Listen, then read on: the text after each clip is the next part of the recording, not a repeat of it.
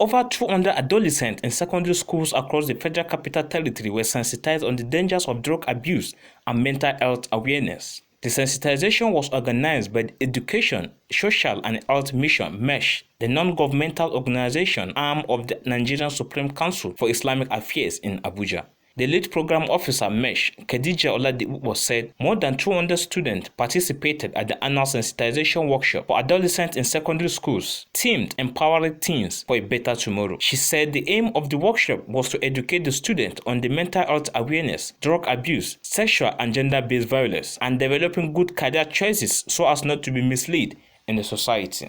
All the right information that I've given them on drug abuse, on mental health, on sexual and gender-based violence, developing good career choices. So these we want them to share back what they have learned back to their peers. This is not just to students, but also parents and counselors in schools, because it's also important for them to understand the signs they can watch out for when a student is either going through psychological or emotional issues. Also speaking, the executive director in New Teen International Foundation, Kenneth Aneto, said it is important for parents and generality of elders in the country to ensure that the youth do not fall into tobacco or other substance use and abuse. This information will be equipment, there will be armor, there will be shield that they will use to prosecute their destiny.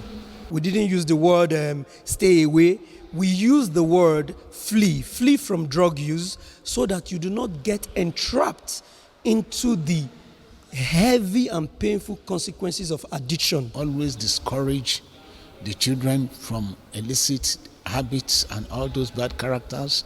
Definitely the rate of drug addicts will be nothing. Some of the beneficiaries at the event thanked the organizers for organizing such an event and urged the federal government and state governments to follow suit. Well, in one word, I will say it is very impactful in the sense that it has educated me on the effects that things that are very rampant in our society, how they can affect me, the people around me, and my future.